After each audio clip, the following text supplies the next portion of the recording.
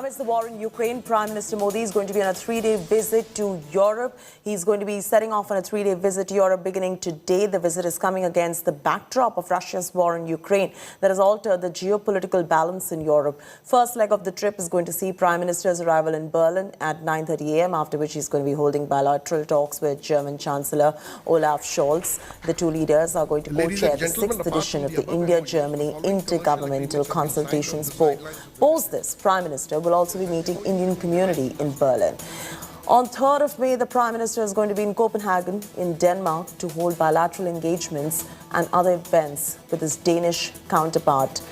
And after concluding his engagements in Denmark, the Prime Minister will have a brief stopover in France on 4th of May to meet the French President Emmanuel Macron.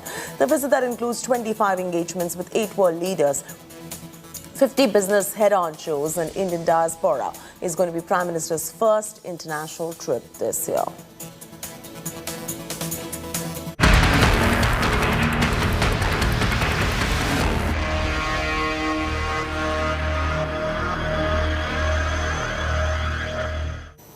In a massive show of strength, Raj Thackerays held a mega rally in Aurangabad. The rally comes at a time when MNS is engaged in a bitter face-off over the Hanuman Chalisa. Raj Thackerays launched a scathing attack on the Mahavikas Aghadi government. Raj Thackerays reiterated his ultimatum to Uddhav government to remove loudspeakers from mosques by 4th of May. Thackerays also warned that if his demands are not met with, he is going to play Hanuman Chalisa in front of mosques with double the volume. Raj Thackerays also slammed NCP chief Sharad Pawar, accusing the senior leader of casteism. This comes in as MNS, Shiv Sena and BJP try to stake their claim on the Hindutva politics of the state. Amidst the ongoing row, Raj Thackerays met BJP's Jammu and Kashmir leader Kavinder Gupta and praised Prime Minister Modi's Naya Kashmir model. Thackerays had earlier praised Yogi Adityanath for crackdown on loudspeakers and questioned why similar action could not be taken in Maharashtra. सर्व देशवासियांना माझी सर्व हिंदू बांधवांना भगिनींना माझी विनंती आहे, जर हे 3 तारखेपर्यंत ऐकले नाही, 4 तारखेला हनुमान चालीसा प्रत्येक ठिकाणी मला ऐकू आलंच पाहिजे. पोलिसांकडनं वाटल्यास रितसर परवानगी घ्या, लाऊडस्पीकरची परवानगी घ्या, त्यांना द्यावीच लागते. कोणीतरी सांगितलं इथे संभाजीनगर मध्ये 600 मशिदी आहेत. बांगेची कॉन्सर्ट चालते की काय इकडे?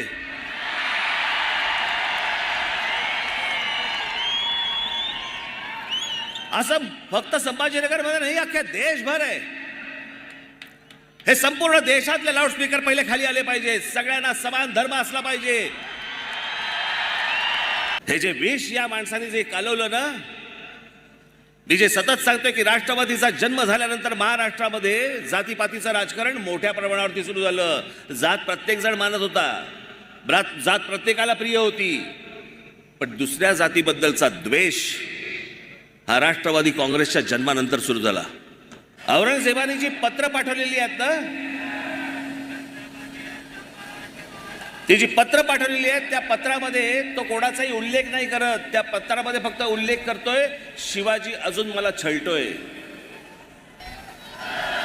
तो वेडा नव्हता, खुळा नव्हता. त्या औरंगजेबाला फक्त कळलं होतं की शिवाजी व्यक्ती नाहीये, शिवाजी हा विचार.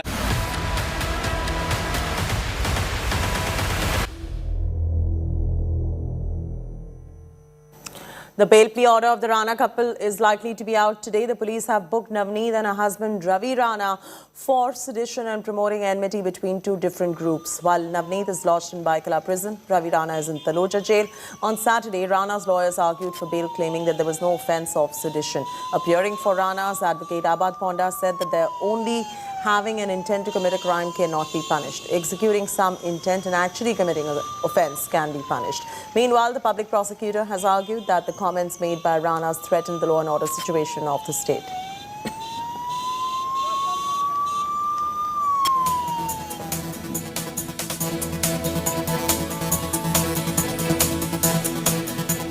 Controversial seer Yati Narsinghanad has once again stoked a fresh controversy. Speaking at a Sanatan Sant Sabha in UP's Aligarh, Seer Yati urged Hindus to produce more children to prevent the country from becoming Hindu-less in the coming decades. He went on to say that the Hindu population in the country is deceasing and many are trying to destroy Sanatan Dharma by opposing it. He also urged the Hindus as well as the future generations to safeguard their religion. This is not the first time Yati has been making headlines. He was arrested and later released on bail after he allegedly organized Dharma Sansad in Haridwar last year in December, where provocative speeches were made against Muslims. And yet another inflammatory remark coming in from the priest. हमारी चिंता है हिंदुओं की घटती हुई जनसंख्या का अनुपात। अगर इसी तरह से हिंदुओं की जनसंख्या का अनुपात घटता रहा तो आपको यहाँ कोई हिंदू का मंदिर मिलेगा ही नहीं। हमने अपने लोगों से कहा है कि वो ज़्यादा से ज़्यादा बच्चे पैदा करें और अपने बच्चों को अपने परिवार की अपनी रक्षा करने में सक्षम बनाएं। सनातन धर्म धरती से कभी भी खत्म ना हो और जो सनातन धर्म को समाप्त करना चाहते हैं उनके बारे में हमारे लोग समझे बातों को और अपने आप को बचाएं, अपने अस्तित्व को बचाएं।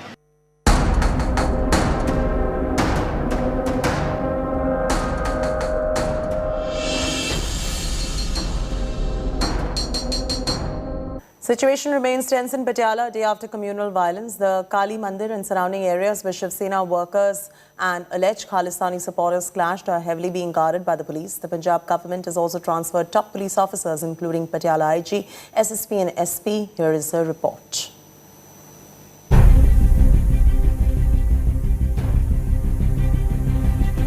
Shocking CCTV images of the Patiala clash. Groups indulging in stone pelting and open rioting. The Kali temple and nearby areas where the Shiv Sena workers and alleged Khalistan supporters clashed are being now guarded by the police.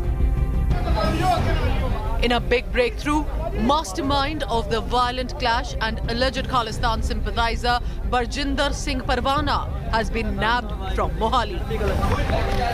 He was nabbed from the airport after getting off from a flight from Mumbai and was sent to a 4-day police custody. 3 other accused named Harish Singla, Kuldeep Singh Dhantal and Daljit Singh are already in police custody and the hunt is on for the other accused. Patiala IG MS Chinna assured strict action against the culprits. जो भी accused इस case से विच involved ने, whatever their connections, they'll be arrested, interrogated और उन्हां दे खिलाफ charge sheets बना के ਅਸੀਂ ਕੋਰਟਾਂ 'ਚ ਭੇਜਾਂਗੇ। ਕਿਸੇ ਕਿਸਮ ਦੀ ਰਿਲੈਕਸੇਸ਼ਨ ਨਹੀਂ ਹੋਏਗੀ। So my request will again be to everybody to maintain calm. The police is doing its action and they are briefing you from time to time. They are being transparent about it. So and very importantly, social media. Let's not circulate anything that causes hate. Meanwhile, mega political showdown has erupted. Opposition Congress party targeted the Aam Aadmi Party Sarkar over this issue. While Congress Member of Parliament Rahul Gandhi accused the Bhagwant Mann government of doing unwelcome experiments in Punjab, the BJP and Akali Dal alleged deliberate plot by the AAP government to divide the state of Punjab. But the Aam Aadmi Party has hit back. प्रचार पे कम ध्यान दें, काम पे ज़्यादा ध्यान दें, क्योंकि हम देख रहे हैं कि प्रचार और इश्तिहारों में वो सरकार चलती हुई दिख रही है, लेकिन वो काम पे ध्यान दें और पंजाब में आपसी भाईचारा, शांति और कानून व्यवस्था की स्थिति अमन चैन कायम हो। 48 घंटे के अंदर अंदर भगवंत मान साहब की सरकार ने 6 FIR दर्ज करी, 9 अक्यूज्ड जो इस मामले में थे उन्हें गिरफ्तार किया, जिसमें इस पूरी घटना का मास्टरमाइंड परवाना, उसे आज पंजाब पुलिस ने सुबह मोहाली एयरपोर्ट से धर दबोचा। While the Mann government has promised all-out action, Patiala clashes show that Punjab may be sitting on a tinderbox. With Manjeet Sehgal in Patiala, Bureau Report, India Today.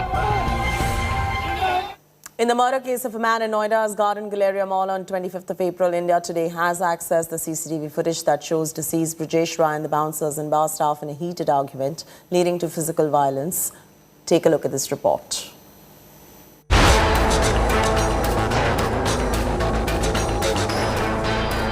An after-work party that turned fatal. The deadly bar brawl which killed a pub goer caught on CCTV. this popular and upscale mall near Delhi. On 25th April, 30-year-old Brijesh Rai was thrashed to death by the bouncers of Lost Lemons Bar after an argument over a bill. India Today exclusively accessed these horrific CCTV images that capture the exact moment when the 30-year-old was beaten to death. In the video, Brijesh and his friends are seen walking outside the bar, with several staff members and mall bouncers accosting them. The dispute that started at the bar degenerated into a fist fight outside. Victim Brijesh is also seen grappling with an attacker.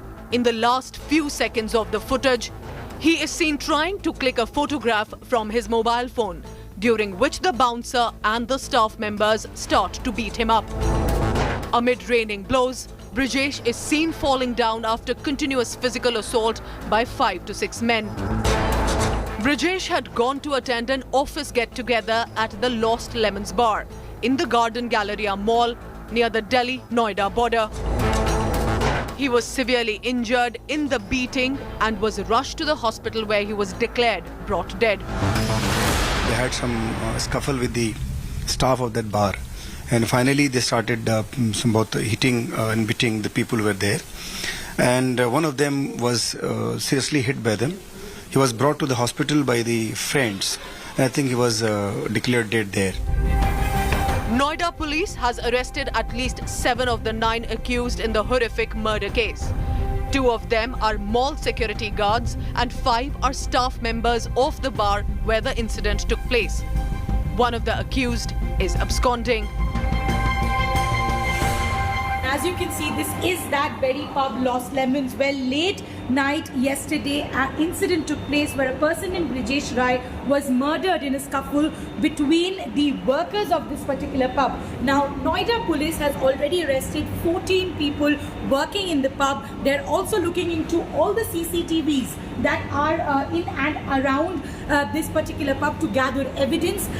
What we do know that it was around late night when Brijesh Rai, who's a worker of JLN in Noida, he'd come to this particular pub and resulting into the scuffle, he lost his life. The case of 302 murder has already been registered and Noida police is right now investigating the matter. This is Shreya Chatterjee for India Today. Power cut tussle between centre and Delhi government continues to grow. In a reply to Delhi's power minister's letter expressing concerns about coal stock position of some NTPC stations, Union Power Minister R.K. Singh in his letter stated the correct figure of stocks, highlighting that the figure in Delhi minister's letter were incorrect. Singh said that the power stations have sufficient reserve coal for 5 to 8 days. He mentioned that the stocks are replenished every day from both domestic sources and coal imported for blending purposes. Union Minister accused the Delhi government of creating panic by using incorrect figures. Citing an example from October 2021, Singh said the Delhi government was earlier as well tried creating a panic situation amongst people over the disruption of power, claiming that gas supply to gas plants is being disrupted, which was proved baseless. Singh stressed that advanced gas supply arrangements had not been made by Delhi government and that the Delhi government power debt is expected to monitor the contracts tied up in time.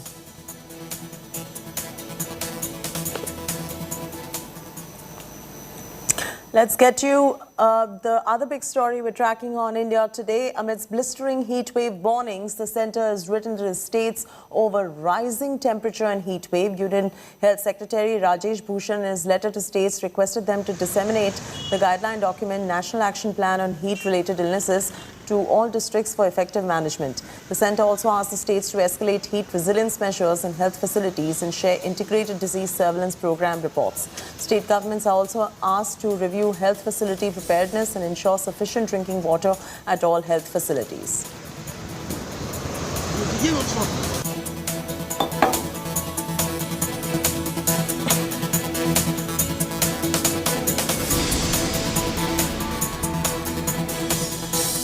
As the Russian invasion of Ukraine enters 67th day, Ukrainian President Zelenskyy urged Russian soldiers not to fight in Ukraine, saying even the generals expected that thousands of them would die. Meanwhile, Russian Foreign Minister Sergei Lavrov asked NATO countries to stop supplying weapons to Ukraine. Here's a report coming in.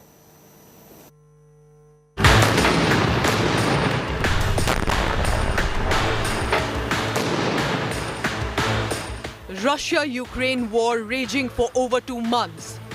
Russia carried out missile strikes across southern and eastern Ukraine on Saturday. But despite raging fighting, a small batch of women and children were evacuated from the Azovstal steel plant in the besieged city of Mariupol. The evacuated civilians are among hundreds who are holed up in the plant for months now. We see tankers coming in, and every day people over here coming, standing in queues with their buckets, with their canisters, big bottles, all of that only to fill the waters. This is the most difficult situation when you're faced in, you're in the midst of conflict, that supplies become scarce, and water, certainly one of the most important and basic necessities, is absolutely scarce here in Mariupol. Amid this ongoing carnage, Ukrainian President Volodymyr Zelenskyy urged Russian soldiers not to fight in Ukraine, saying even their generals expected that thousands of them could die.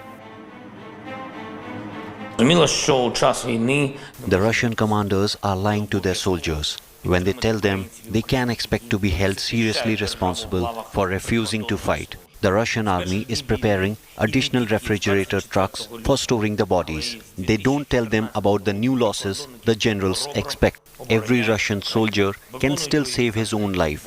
It's better for you to survive in Russia than to perish on our land. Meanwhile, Russian Foreign Minister Sergei Lavrov asked NATO countries to stop supplying weapons to Ukraine. Can the world end the siege of Mariupol before it is too late for those still trapped? With Geeta Mohan in Mariupol, Bureau Report, India Today. The countdown for the Met Gala, also dubbed as the biggest fashion night of the year, has begun. The event is going to be held in New York City on 2nd of May. Several celebrities are expected to grace the red carpet and present their interpretation of the theme In America, an anthology of fashion. Here is my news report.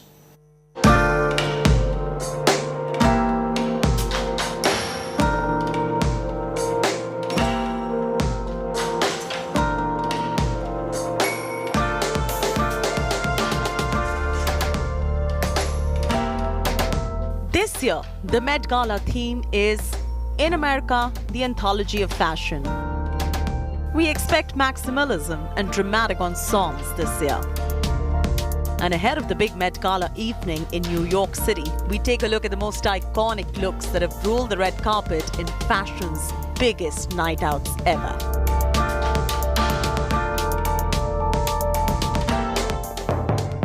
In 1985, back in the day, Cher made heads turn in the costumes of the Royal India Gala, donning a Bob Mackie ensemble.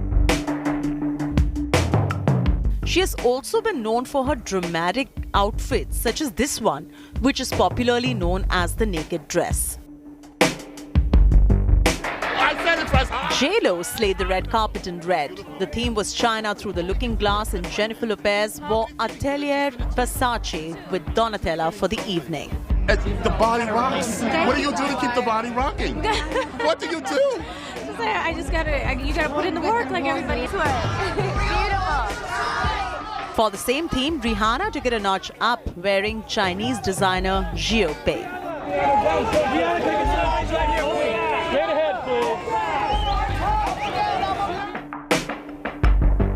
The fashion police sure went gaga over Lady Gaga's Fashion in the Age of Technology theme, where she wore a leotard, high, very high heels, and a jacket made out of circuit boards. Electric and shocking. This way, Gaga!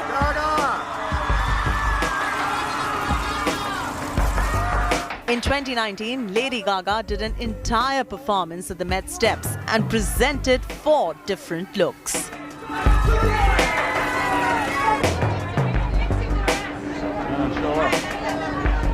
Just a year before that, Blake Lively came out looking like some real-life goddess. The theme was Heavenly Bodies, Fashion and Catholic Imagination Gala, and her Versace gown took all of just 600 hours to make.